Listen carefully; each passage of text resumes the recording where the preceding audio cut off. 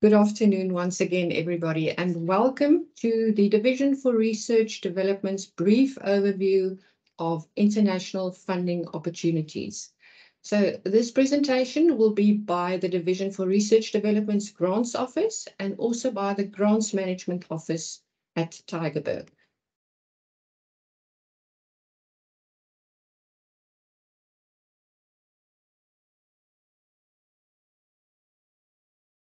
Following slides. There we go. So the presentation for today is structured according to the following. We will firstly introduce you to our entire team of the DRD Grants Office at Main Campus and also to the Grants Management Office at Tygerberg, where we have Christa de Vries, who will present on NIH opportunities. So our presentation is just shortly the essence of a research grant, and then I will focus on the EU's Horizon Europe Research and Innovation Framework Program. And under Horizon Europe, we have a select few opportunities that we term the AU-EU African Innovation Agenda, which Puseletso Motsomani will present on. And then Levert Lowe will speak about USA funding. And then in terms of UK funding, Shannon Farrow and Dominic Meyer will present a slide or two, just as I said, brief overview of the funding opportunities that we deal with in terms of international research funding. And then lastly, we will have Christa de Vries who will present on NIH.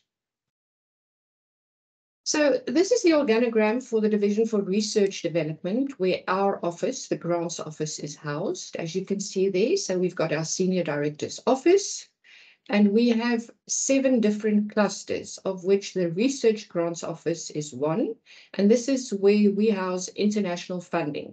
So in addition to international research funding, we also manage institutional funding and also national research funding. We also work very closely with all the other clusters that you see there. And in particular, when it comes to successful applications, we deal very closely with our Research Grants Office, where we have our project accountants who assist us with project budgets, and also our legal advisors who assist us with all the contractual processes.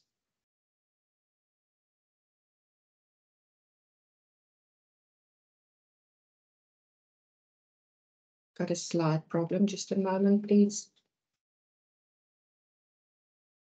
Okay. So firstly, Marlene Fouchier heads our office. She is director of the Grants Office. I manage international research funding opportunities. And with me, we have Puseletso Motsomani, who joined us earlier this year. And her focus is on the AU-EU African agenda, amongst others.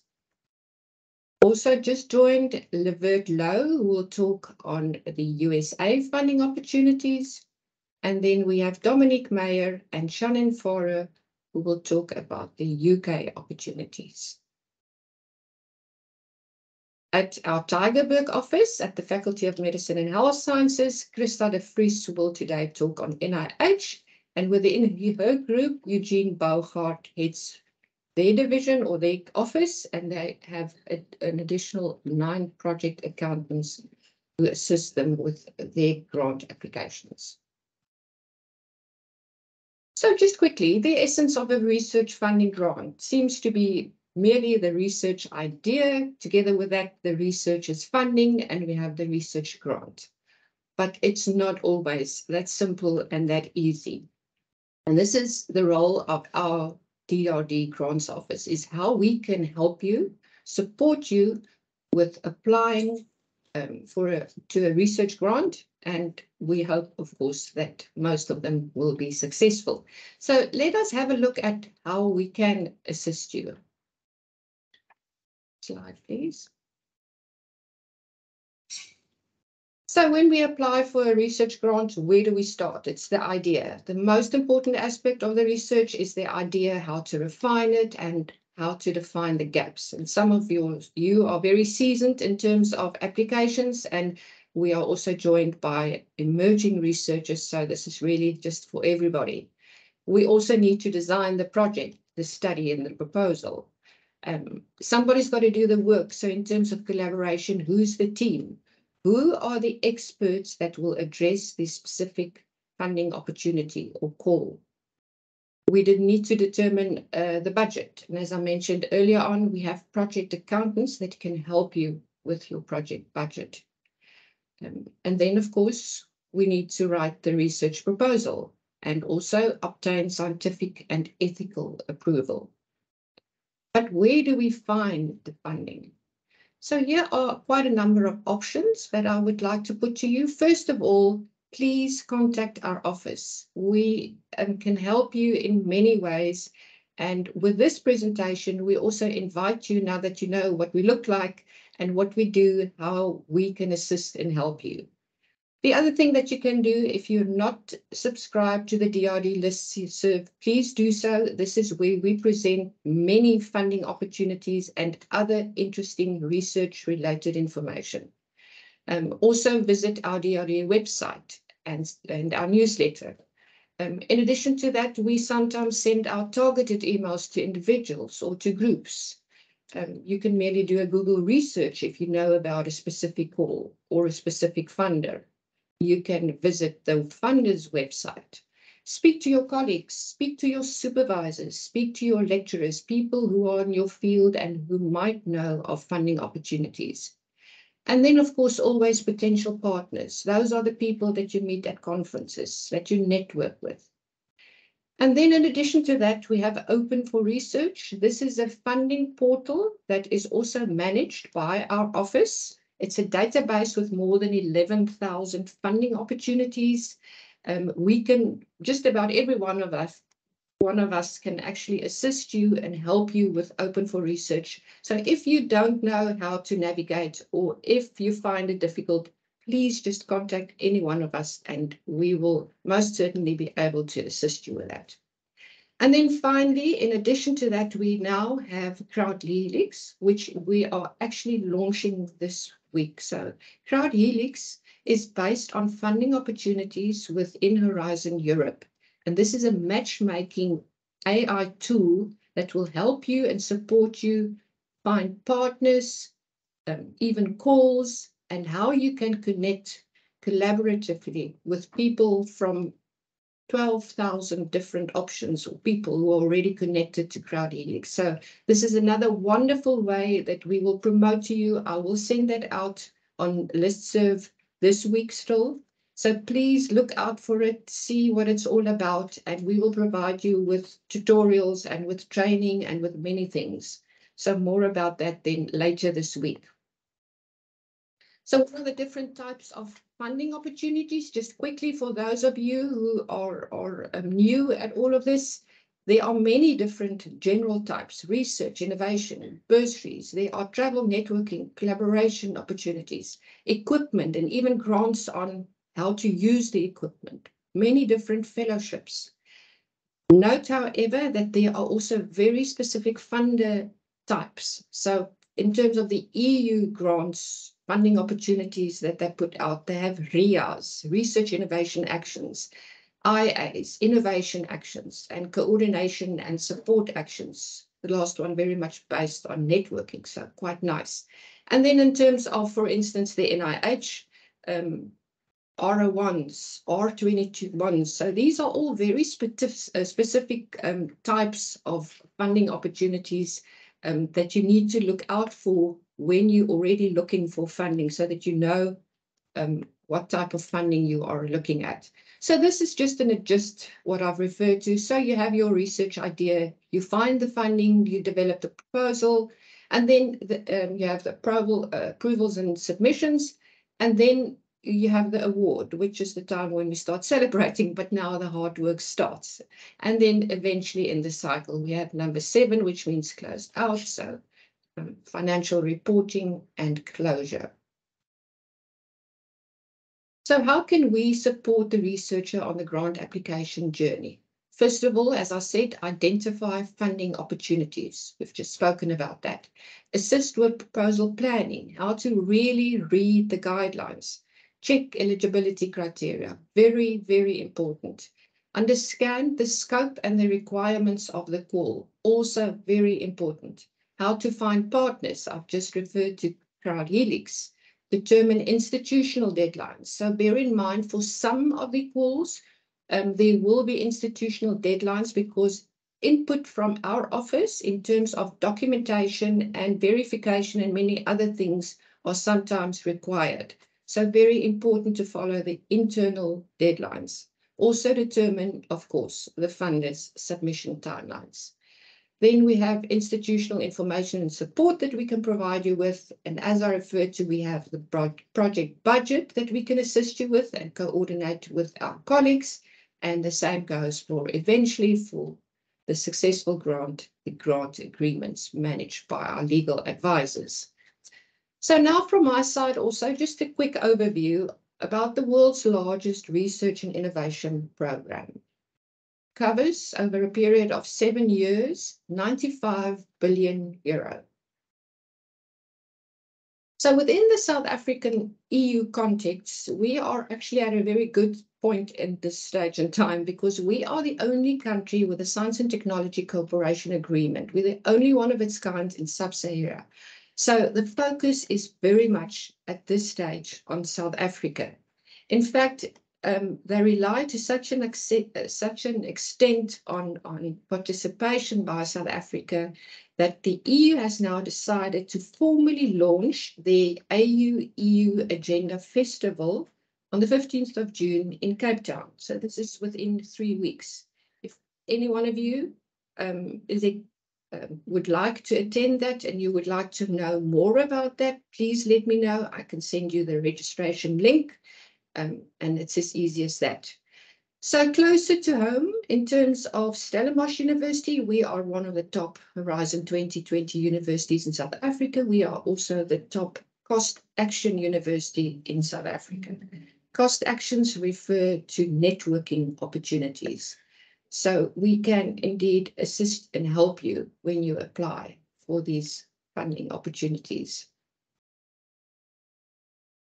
This is just quickly, just to indicate that we have had exponential growth at our university in terms of our participation from FP5, Framework Program 5, to Horizon 2020. So as you can see there, we started off with one program in FP5, and then it was 1998, it's quite a while ago.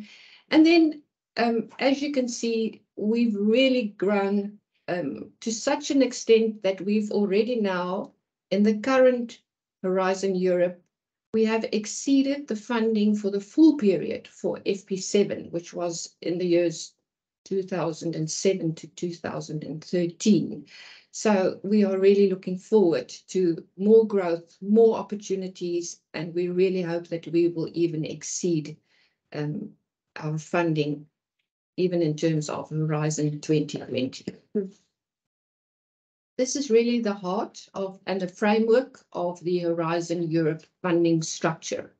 So you'll see Pillar 1 to the left, Pillar 1, 2 in the middle, and then we have the widening pillar at the bottom. And these are mostly where we participate in terms of South Africa, we and obviously at our university as well.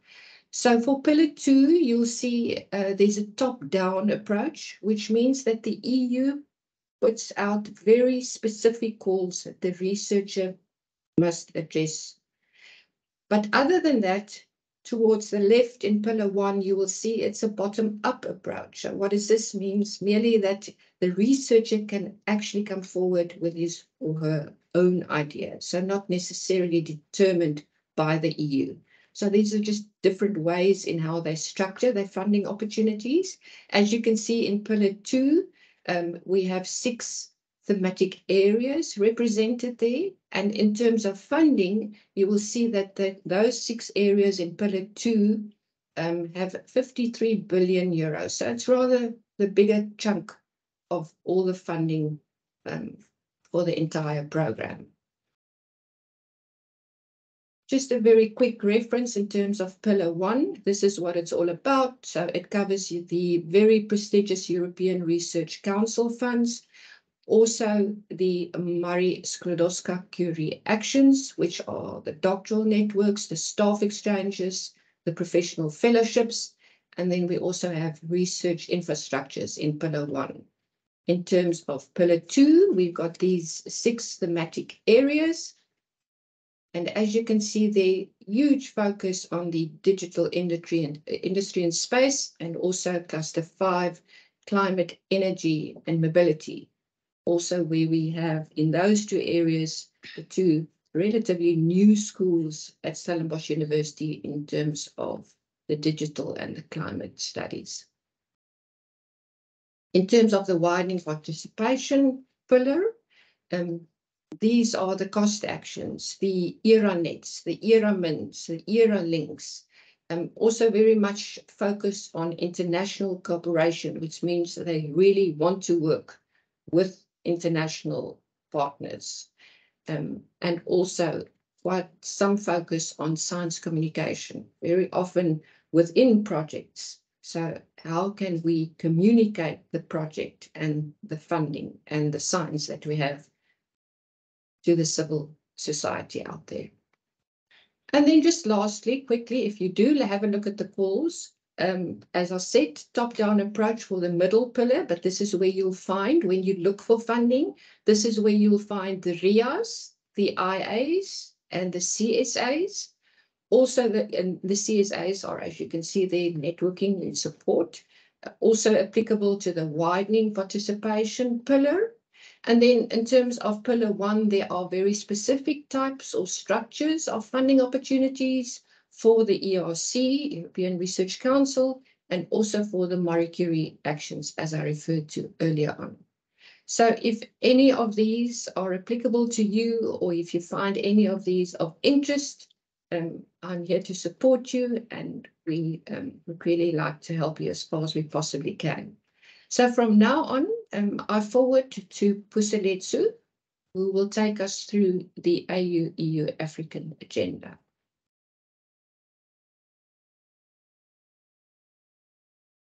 Hi, everyone. As previously mentioned, I'm Puseletso, and I will be taking you through the AU-EU Africa Innovation Agenda. So on screen now, you just see a snapshot of the political framework, detailing the events that led to the development of this agenda from its inception in 2020, leading up to the upcoming AE-EU Ministerial Meeting and Innovation Festival to be held in Cape Town in June. So previously, 36 calls were released under Africa Initiative 1 with a budget of 350 million euros. And currently, we have 30 or so calls open under Africa Initiative 2 with a budget of about 300 million euros.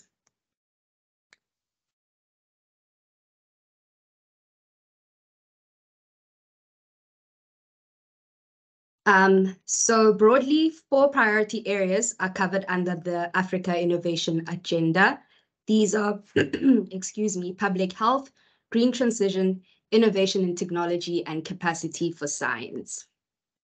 Please note that the public health priority area is governed through the EDCTP program, which is the European and Developing Countries Clinical Trials Partnership. And that's a partnership between countries in Europe and Sub-Saharan Africa, which is supported, of course, by the European Union. Then lastly, we have here a budget allocation for the calls per priority area. As you can see, most of the budget is directed to green, calls under the green transition priority area, with 21 calls in there and a budget of 260 million euros. We have about 4 calls in the innovation and technology priority area, with a budget of about 35 million euros. And then we have capacities for science with 2 calls and a budget of 9 million euros. And the public health priority area has 7 calls through the EDCTP with a prospective budget of about 800 million euros. That concludes the section on the European funding component. You're welcome to get in touch with Lazal or myself. Our contact details are on screen. I now hand over to my colleague, Levert Lowe, who will be giving us an intro to funding in the US. Oh, awesome. Thank you very much, Mr. Letzel. Good afternoon, ladies and gentlemen. I trust you all are well, and I trust that you've had a very productive week thus far, even though it's only Tuesday. My name is Levert Lowe. and I will be taking you through the federal funding opportunities that are available to South African, but more specifically to our researchers at Stellenbosch University. So the federal funding opportunities are all posted on the Grants.gov website, which is a US federal funding database where all funding opportunities are basically published. The funding opportunities published on grants.gov focus more on strengthening and basically developing the government-funded programs and projects within the US. However, the ones more specifically targeted at Africa and South Africa focuses more on building the ties and the relationships between the US and Africa, and also South Africa and the US.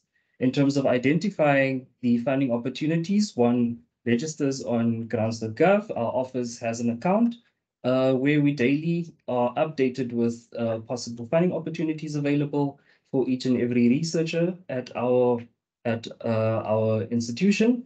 These opportunities are also accompanied with a link by accessing the actual funding opportunity. One can also see the eligibility criteria to see if we actually are eligible to apply for the said funding opportunity. And to make things a little bit more easier for us as South Africans and also for our friends on the African continent, the US mission to South Africa and also USAID Southern Africa also post Africa and South Africa specific calls on their website. These institutions also help with administering these calls in terms of queries and helping with the application process and also the submission process of the application. In order for us to be eligible to apply for these funding opportunities, it is a must that we have a US partner in place.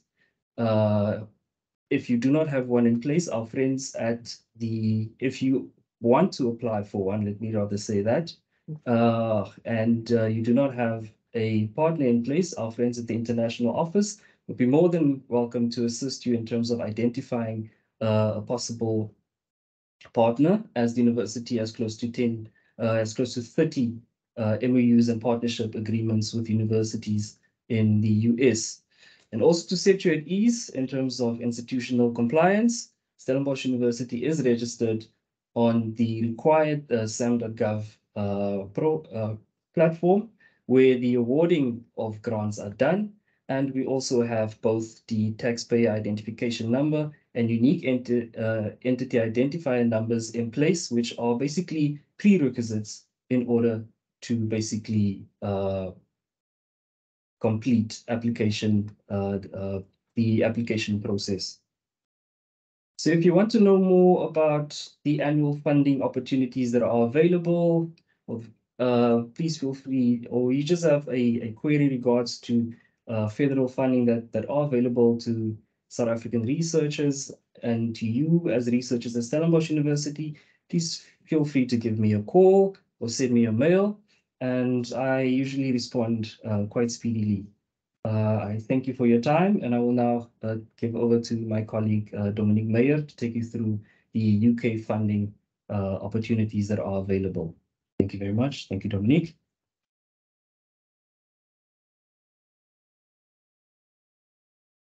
Thank you, Lavert. Hi, colleagues. My name is Dominique, and I'm going to go through the UCRI funding. So UCRI is a UK government-funded funding body sponsored by the Department of Science, Innovation and Technology. They fund all disciplines through their different councils. So I just mentioned a few so you can see the field of expertise: arts and humanities, biotechnology, and biological sciences, engineering and physical sciences, etc. It's important to keep in mind that the majority of the funding calls are specifically for UK institutions, but there are calls that SU researchers can apply for as a PI or as a collaborator with a UK institution. As Lazelle mentioned earlier, We send out the calls relevant to Stellenbosch researchers through the listserv. And if there are specific calls, we will target the relevant researchers. And you can also find all the opportunities on the UCRI website, but it's also important to always keep in mind the eligibility. And that is all from me. And I'm going to hand over to my colleague, Shannon Faru, who's going to be talking about welcome. Hi, everybody. I'm Shannon Faru, and thank you, Dominique. I will just be giving a brief overview of the Welcome Trust. So Welcome is a global charitable foundation that supports science to solve urgent health issues. There are several calls that are published by Welcome. However, it's important to check eligibility, as Dominique mentioned about the UK funding. Not all is applicable to SU, but we do send those that is applicable to SU out via our listserv. So your research can be in any discipline, and there I've just listed a few, but it has to have the potential to improve human life, health, and well-being, and align with the Welcome Trust funding remit. It is extremely important that should you wish to apply for Welcome funding, you go check out their Welcome funding remit, as if it does not fit in this, it will be ineligible. There are also a few recurring calls that comes out each year, around 2 or 3 times a year, which is the Early Career Award, the Career Development Award, and the Discovery Awards. And then there's more information, as I provided the link there for the Welcome Trust website. It is also very important that should you wish to apply for Welcome Trust funding, that you contact the project accountants early enough to help you with your budget, as there is a letter from finance that needs to be supplied with your application. So if you have any questions regarding UK funding, welcome to contact Dominic or myself, and we will assist you. And that is all from me. Right, thank you very much to all my colleagues, Puseletsu, Levert, Dominique, and Shannon. This then concludes our session from the main campus side. So just a quick mention at this stage that we will have a Q&A session towards the end of both presentations. So you're more than welcome then to either post your questions in the chats or just raise your hand. I'm more than willing to assist and help you. And with this now, we pass our presentation on to Christa de Vries at Tygerberg. Over to you, Christa. Thank you, Lizelle. I'm going to share my slides with you. Just 1 second. Great. I hope you can see my slides. If you can just give me an indication, I'm sure they're there. I would like to introduce the National Institutes of Health today. This is a funder of biomedical research. I'm from the Faculty of Medicine and Health Science. So the National Institutes of Health is a US medical research agency with headquarters in Bethesda, Maryland. NIH is the largest public funder of biomedical research in the world. And in 2022, they invested $45 billion US. And let's just focus here, it was taxpayers' dollars. So NIH is definitely not a charity organization. When you apply for NIH funding, you have to ask yourself, why would the American taxpayer pay for my research? So NIH's mission is to seek fundamental knowledge to enhance health, lengthen life, and reduce illness and disability.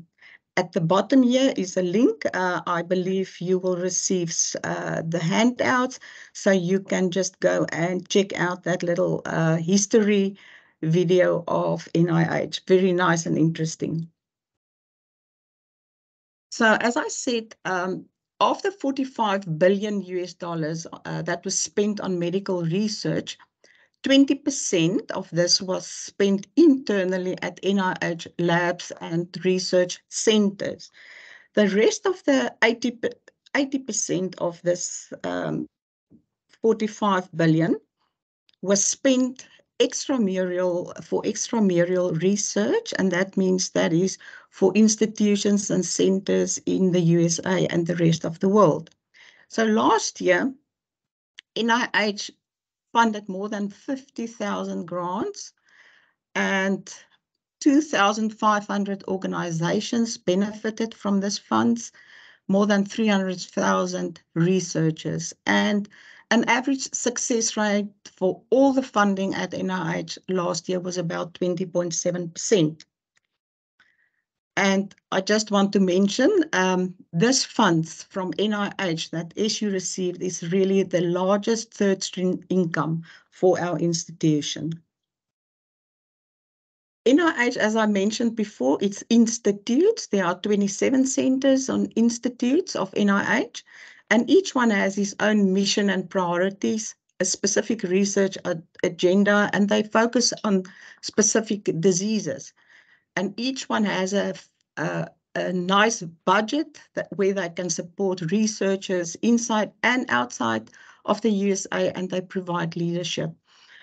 At Stellenbosch University, we've benefited from the National Institute of Allergy and Infectious Diseases quite a lot, National Cancer Institute, then the National Institute of Mental Health, and then I would like to focus also on, oops,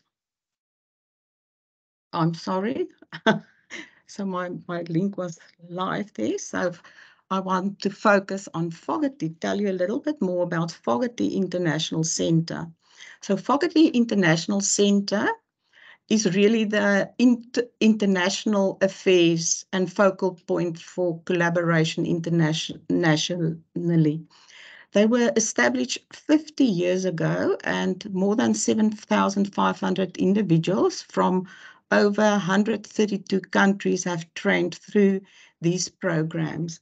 And I can just mention here the International Research Training Grants and Career Development Grants and some research grants with capacity development components.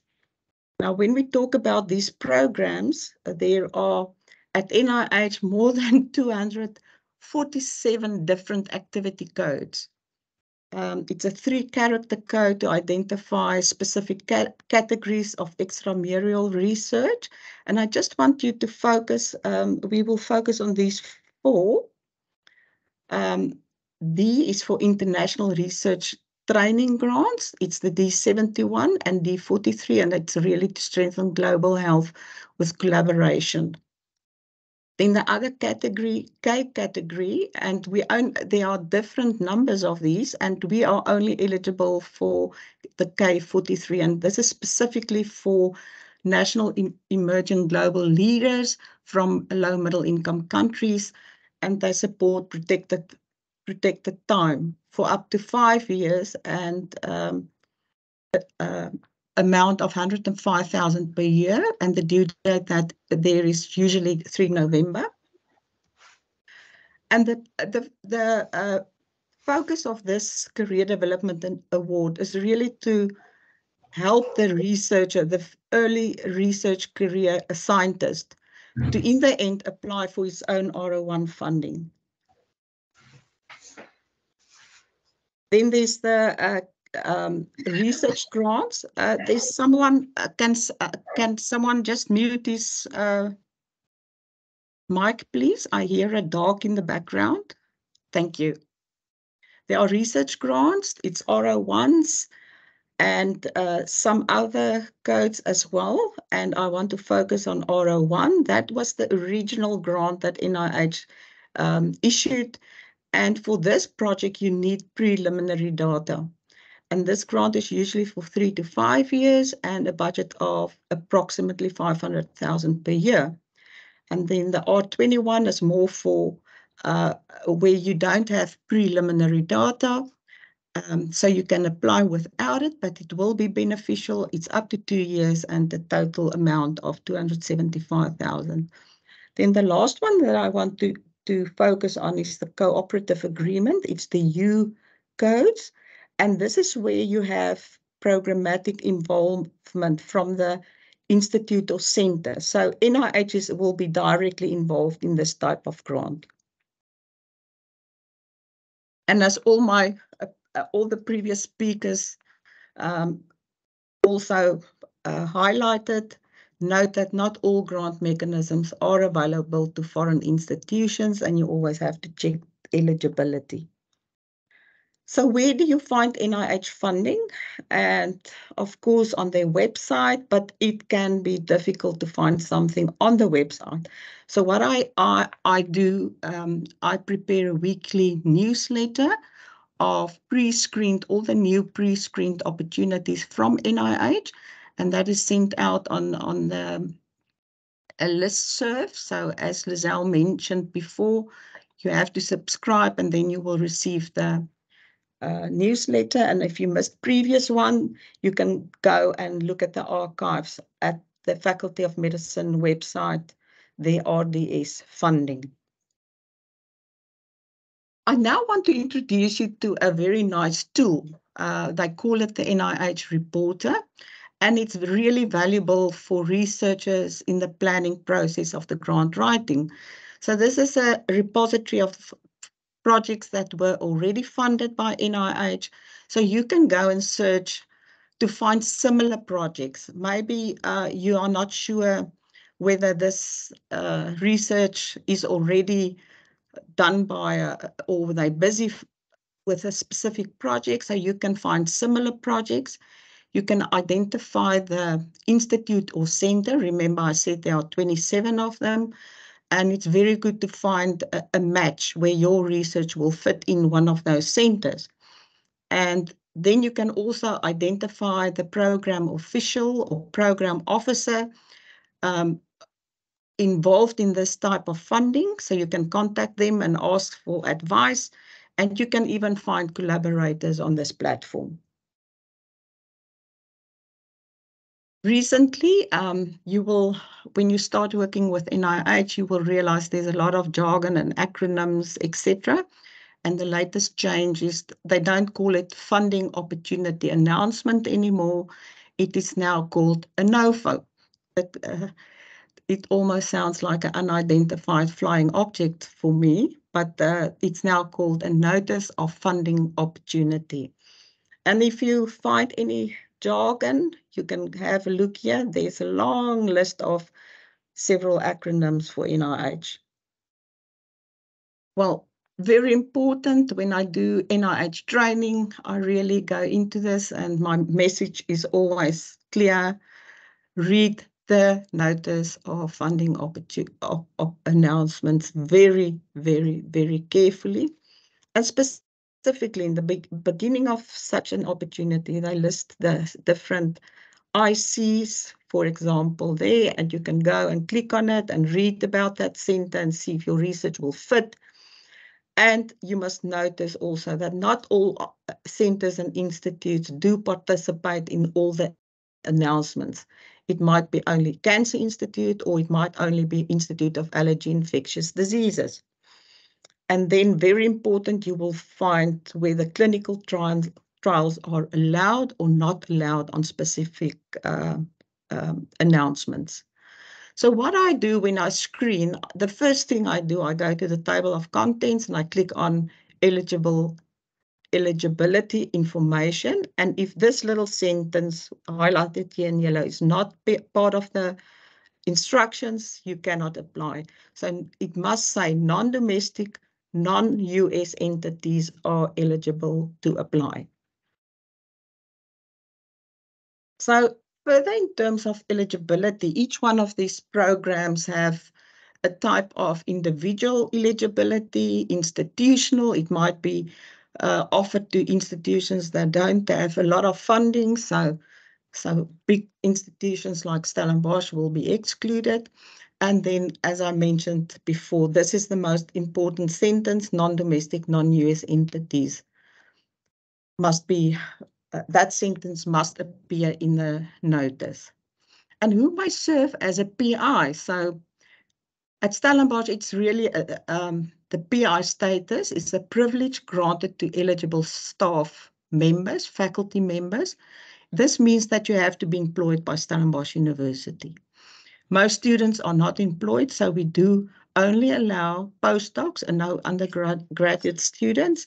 So, and the postdoc, we would like to have written approval of the head of department and the dean of research at the Faculty of Medicine and Health Science. And then usually we also ask that the postdoc must include the mentor or supervisor in the application. And as I said, neither undergraduate nor graduate students are eligible as PIs.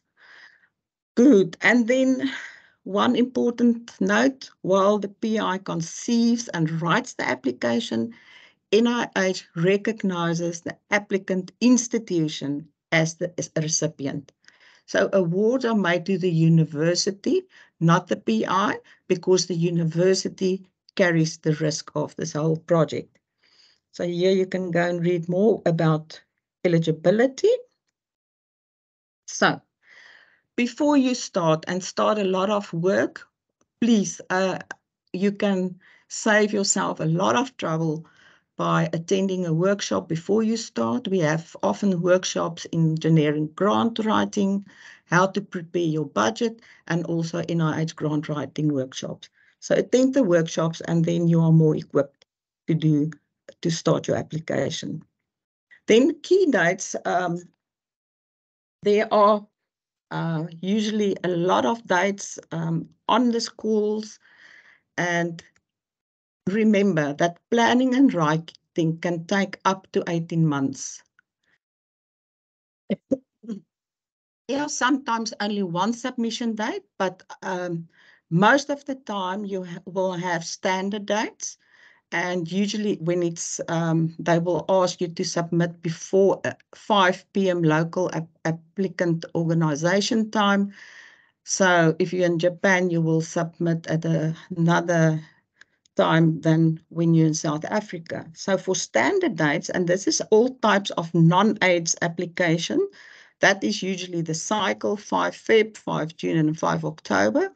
And if you do research on AIDS and all AIDS and HIV-related application, the due dates are usually 7 May, 7 September, and 7 January.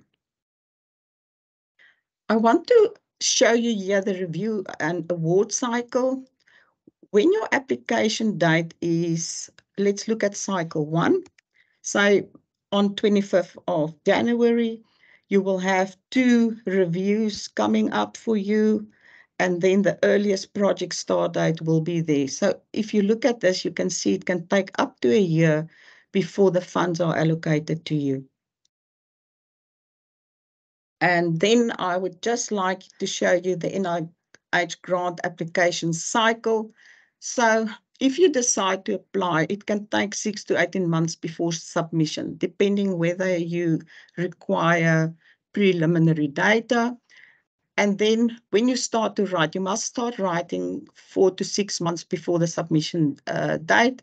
And you have to inform research development and support and the grants office as soon as possible. And then we submit. Remember, we have a lot of technical failures nowadays. So what we ask, we submit 2 days in advance so that we don't run into trouble with last minute submissions. Then when you push the submit button, it can take up to 1 month for receipt and referral at NIH to allocate your application to a scientific review group to evaluate. And then after that month, it can take 2 to 8 months for the 2-step peer review process. And the final decision will be made then in the second stage of this by an advisory council, and they will decide whether that institution will fund your application or not. So by this stage, after that period, you will maybe have an idea whether you will be funded. And those that were scored well, they will ask to submit JIT. JIT is just-in-time information. And then after about 7 to 12 months, you will receive your contract or notice of award. So this is just a breakdown of the application cycle. So this implies that it can take up to 2 years since you start preparing until the end before you receive any money.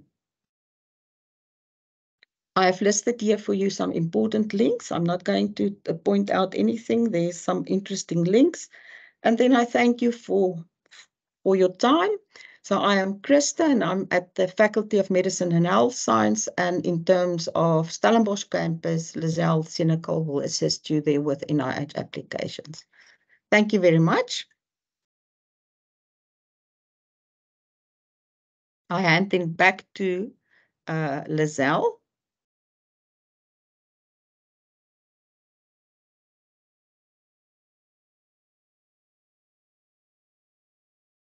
Lizelle, you're muted.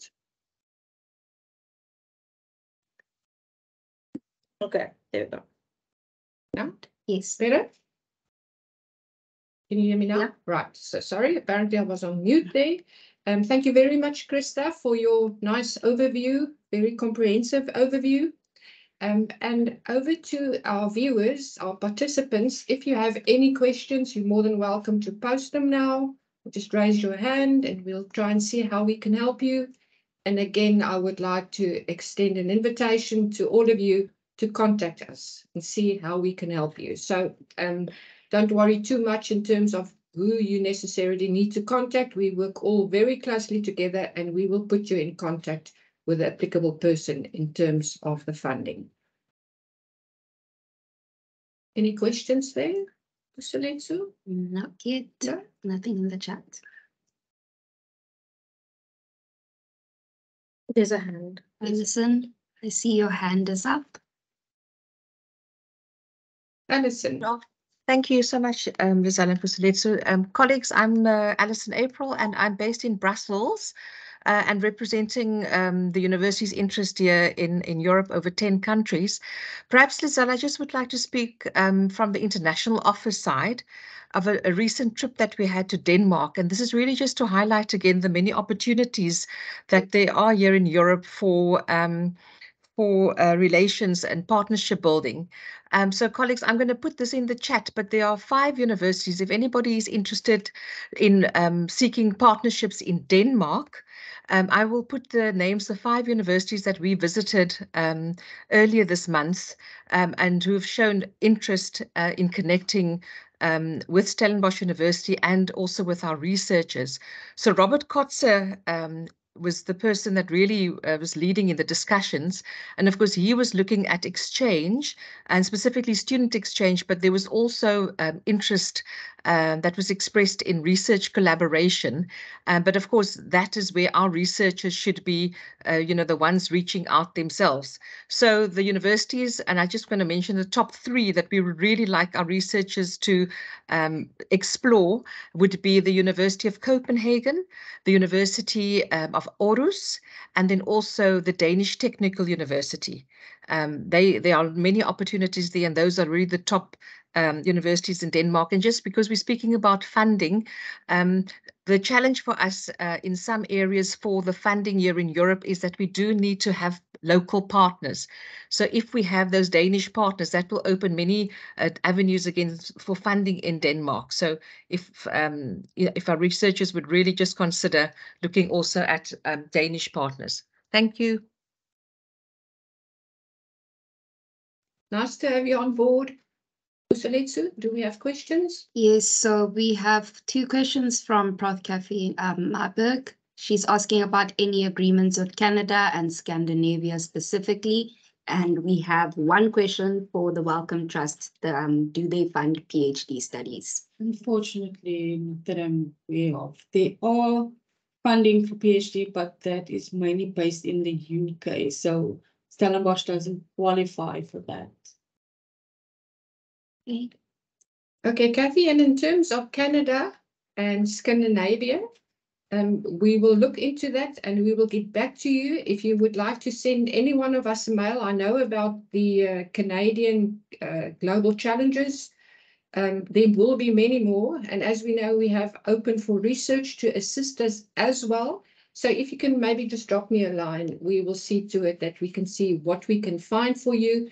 Please also indicate the type of grant that you would be interested in. For instance, research, innovation, fellowships, or whatever the case may be, traveling, so that we know how we can, on Open for Research, connect these two areas. So the discipline and the award type as such.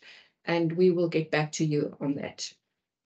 Another question for Shannon from Dr. Munsami. Have we had any successful Wellcome Trust applications from SU? There have been successful ones in the past.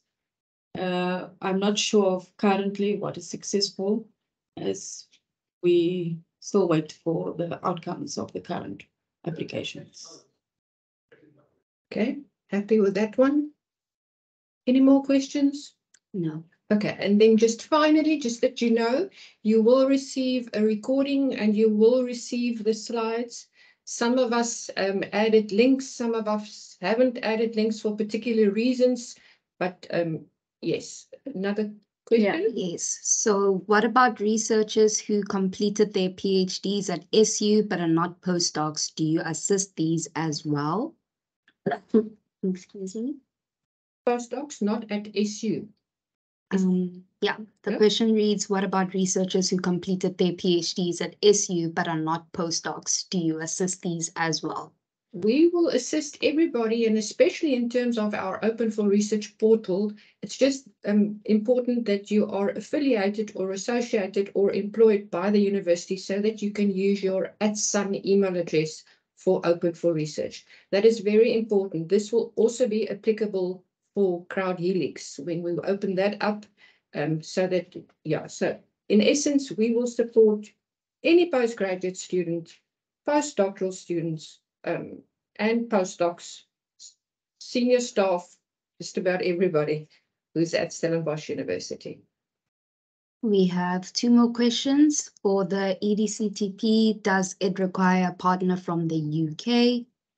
As far as I understand, it's any member states, any EU member states. Yes. In combination with obviously a partner from the SADC region. Yes, so the clinical trial, EDCTP, falls under the umbrella of Horizon Europe, which means that you may participate. And once again, as we said over and over again, please just check the eligibility criteria. But in essence, you may participate with any of the EU countries, also with the UK. They have a specific association at this stage, as we know, to the EU, so they may participate as associate countries. But it doesn't necessarily have to be from the UK. And another question from Billy. Any idea about how IPs are protected and NDAs? Oh, yes, for that, we definitely bring in our legal advisors. Our colleagues are seasoned in that. They know how to manage NDA. So the moment that you have an NDA that is applicable, you're welcome to send that to us. We coordinate with our legal advisors who will advise you on that. So we do not deal with that, and we rather leave it with the people who really know how to deal with that from a legal perspective. Thank you, Alison, for all the information. So Alison sent through quite a lot of information. Yes. Alison, while we're on the line, you're more than welcome to send us an email if you want us to post that on the listserv. Any more questions? Oh, no. Yeah. So it seems that this is the end of our presentation. Thank you very much all for attending, and we look forward to meeting you.